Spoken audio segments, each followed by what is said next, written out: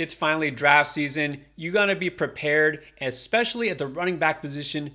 Who are you going to draft when you're on the clock? We're going to give you our must-have running backs. All right, let's kick things off. Chris, who's your first must-have running back? I have to draft Rachaad White any chance I can in my PPR league. So, guy I follow on Twitter, Jacob Gibbs from Sportsline and CBS, he posts a bunch of cool, really good analytical stats. He posted this one that if you're not a Rachaad White believer right now, this may change your mind. So he looked at the stats, and running backs who have gotten at least 85 targets finishes a top 12 PPR running back 88% of the time. And even in your half PPR leagues, they finish as a top 12 running back 80% of the time. Now, 85 targets might sound like a big number, but remember, Rachaad White had 58 targets last year, and he only played 40% of the snaps. Leonard Fournette is gone. Leonard Fournette, I think, had 90 targets or something crazy like that. He can easily reach this 85 target mark, and in any kind of half PPR or full PPR league, that gives him a great chance to finish as a top 12 running back. Not to mention, he's going to be the guy in this offense. There's nobody really behind him right now. It looks currently like Chase Edmonds is probably the number 2, and then Keyshawn Vaughn and Sean Tucker are battling it out for that number 3 spot. He should get the bulk of the carries in this offense, and whether it's Baker Mayfield or Kyle Trask behind this offensive line, they're going to check the ball down to him plenty. His path to 85 targets is very, very clear, and if he gets to that number, his chances of failure are very, very low. So Rachaad White's a running back you can get kind of in the middle of your rounds, who has a workhorse role, a pass-catching role, has tremendous upside, and even if he doesn't finish top 12, let's say he finishes top 15 or top 20, he's still going to be a great value where he's being drafted. I buy everything you're saying, and that's why I'm also looking at a pass-catching running back who's going to be probably the lead runner as well. Let's go back to James Cook in Buffalo. Now, here's the thing. Buffalo may not have a guy who is a workhorse. That's just not how that system operates. It's not necessarily a run-heavy offense. So you might say, how's this guy going to be, someone who leads my team at the running back position? Well, let me tell you, like you just said, Chris, you look for a guy who can have that weekly floor as a pass catcher. Now, you look at last year as a rookie, 32 targets, 21 catches. That's not overly impressive. It doesn't seem like he's a featured part of the passing game. But you know who had 52 targets last year? That's Devin Singletary, the other Buffalo running back who's conveniently not there anymore. And they let him go because they are more than convinced James Cook can carry that load. I think Cook is going to soak up most of those targets because look who they have behind James Cook. It's Damian Harris, who we know just does not catch passes. He just doesn't at all. Even in the Bill Belichick offense in New England, which loves throwing to the running back, he just hardly was involved as a pass catcher. That's not what he does.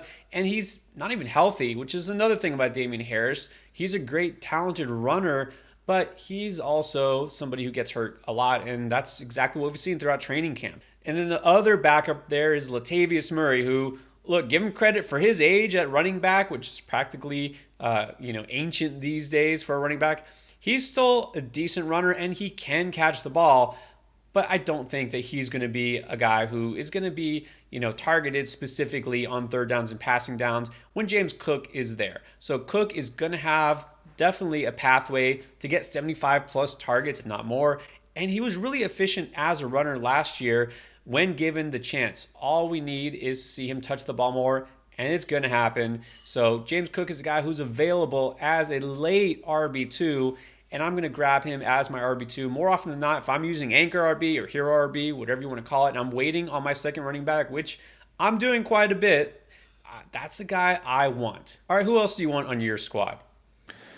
Yeah, it's time we get all in on Khalil Herbert this year. Now, I try to ignore the preseason noise, especially when a guy makes a great play or a great catch, especially when somebody, makes a great play on the third team against third stringers and everybody gets super excited for him.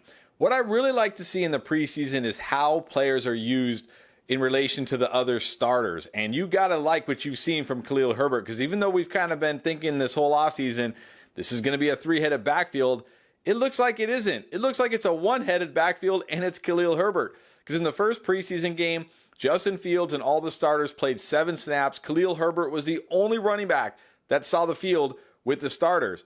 In the second preseason game, the starters didn't play. The only running back who didn't see the field in the second preseason game, Khalil Herbert. This is a clear indication they view him as the starting running back right now. Now look, he may not hold the job all year long. Obviously, he could be inefficient. Maybe he can't hold up to the 17 games because he's never had to. But this is a guy we know he has tremendous upside when he's on the field. If you look at his games where he played at least 60% of the snaps, he only had one game with under 10 PPR points, and he had 4 games with over 15 PPR points. He averaged 5.7 yards per carry last year, and even though he's not a prolific pass catcher like the first 2 guys we talked about, he showed some pass catching chops in that first preseason game when he took that screen to the house. He's got explosive ability, he's an efficient runner, and he's going to be the lead back in this offense, and having Justin Fields is just a benefit for the running back. People often think having a running QB is bad for the running back because he'll vulture goal line carries, which sure, he might vulture some goal line carries, but he also opens up the running game because defenses can't just worry about the running back in the running game. They have to worry about the quarterback too. We see a lot of running backs who play with rushing quarterbacks average huge yards per carry for that exact reason. Khalil Herbert is a guy going outside the top 100 picks in almost every fantasy draft who could be the starting running back, probably will be the starting running back for an emerging offense in the Chicago Bears. I think Khalil Herbert is a running back you have to draft in every single one of your leagues. All right, let me piggyback off of that idea as well. I'm looking at a running back who I think showed what we wanted to see in the preseason, though if you look at the stat line, you might think the opposite, but that's exactly why I'm buying the dip on Achane. Now, hear me out. I understand and fully recognize that Miami will be a running back committee. There will be multiple guys involved. That's a fact. That's also a fact for 2/3 of the teams in the NFL, right? You're getting very few chances to get a workhorse back, right? And we're looking at a guy who you want as your preferably RB3, not even counting on him as an RB2, but you can draft him as your 3rd or 4th running back because not only is he not seeing his ADP climb because of a recent shoulder injury, he's going to see his ADP fall, and it already has started to happen. And to me, that just makes it even easier to grab him on my bench and then insert him to my lineup when I need him because the shoulder is just a sprain. It's not going to likely keep him out of week 1. He'll be ready to go. People will be scared away by this. It's nothing to the knee or ankle area, nothing to be concerned about. He should be fine. His yards per carry in the preseason, not too impressive. It's 3.2. But what we saw are those flashes. Broke off a couple of big runs, wasn't scared of contact. He was used as a pass catcher.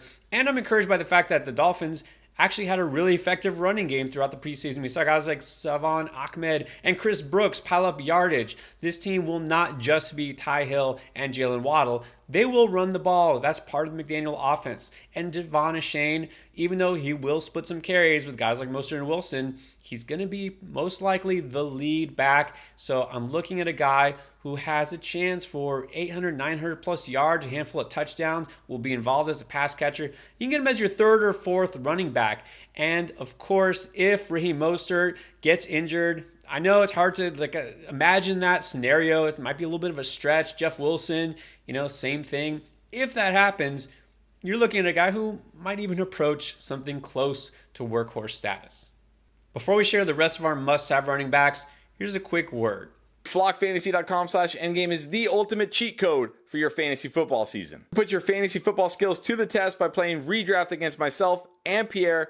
Battle us to try to take home cash prizes. You can ace your draft like a pro with our exclusive video draft course to help you dominate your fantasy drafts. Gain the edge with our top-notch draft rankings plus our weekly in-season rankings. And get access to our secret knowledge with our bonus articles and videos that you cannot find anywhere else. And as a special bonus, you can show off your fantasy skills in style by wearing one of our classy Endgame t-shirts for free just by being a member. Sign up now at flockfantasy.com/endgame and get an amazing 30% off your subscription. All right, Chris, I know there's another running back you're targeting a lot in your drafts.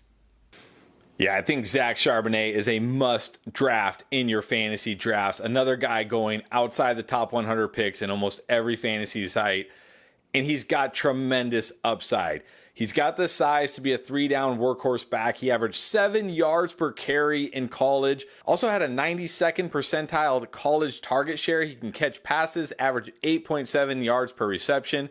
And you've talked about it this offseason. He's going to be the pass catching back in this offense. So even if Kenneth Walker is healthy all year long, he's going to give you some decent value. He's going to give you that value in your PPR leagues as a pass catcher. He'll probably get some early down run. He might get some goal line run. But the reason why you absolutely have to draft Zach Charbonnet is because, like Kenneth Walker last year, he's one injury away from being a bona fide league winner. There is nobody else behind these guys. Kenny McIntosh is like the only other running back to worry about here. Much like when Rashad Penny went down last year and Kenneth Walker became a must-add and a stud down the stretch throughout the rest of the fantasy season, that could be Zach Charbonnet if Kenneth Walker misses time. This is the perfect handcuff, the handcuff you want to draft in your fantasy leagues because it'll give you enough flex value.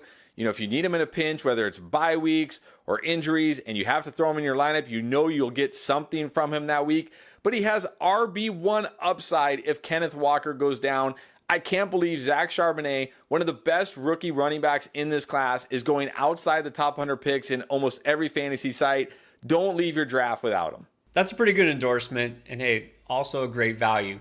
I'm going to go with a running back that is more an early round pick, but at this point, again, I feel like people aren't realizing that Rhamondre Stevenson is still one of the top fantasy running backs, and the Ezekiel Elliott signing should have zero impact on his draft status. We know what Zeke can do, right? Get some goal line carries, perhaps, maybe score a few touchdowns. Used occasionally as a pass catcher. That's not really his thing anymore, but he'll still do it. And yeah, he'll come in and he'll get some carries too. That would have been any other running back. It just so happens it's Zeke instead of whoever else they had. Last year it was Damian Harris. It's not like Rhamondre Stevenson or any running back in the NFL gets 100% of the touches. That's just not realistic. Okay, we know that Zeke is not what he used to be. I don't think that the signing here is going to impact Rhamondre nearly as much as people think. Maybe he vultures a touchdown or two, but maybe not, because Damian Harris was quite the vulture himself last year. You know, Rhamondre Stevenson had a pretty good season for fantasy. It should have been a lot better because he didn't really score that many touchdowns, was held under double digits. He was a 1,000-yard rusher. He had 69 receptions. That's what makes him valuable. He's going to be used extensively as a pass catcher. That's not going to all of a sudden go away because Zeke is there. And then the goal line touches, like I said, that doesn't concern me. It's not like we're going to see this big dip in touchdowns like Rhamondre was only valuable last year because he scored so many touchdowns. It's actually the opposite. He might even score more than he did last year, and he's still going to be the lead runner. And how do we know that Zeke isn't just really going to disintegrate into dust completely during the middle of the season? I mean, we'll see how well he even fits into the New England system. And I do think this offense overall should just be more effective than last year. New OC, which is definitely good for everyone in New England. It's not Matt Patricia anymore. So I don't buy this that Rhamondre should be dropping. He's still a guy who is considered a workhorse. He's a guy who's going to get a ton of touches. He will help you as a rusher and get that huge floor as a pass catcher. I'm not worried about Zeke in any way whatsoever. And once it goes past that third round and you see the running backs go off the board, after Rhamondre, there's just a drop-off to me. He's one of those few guys I really value as a potential anchor to my fantasy team. Those running backs are must-haves for our fantasy draft, but which are the only running backs that could finish as the top running back in all of fantasy? Well, you can find out here.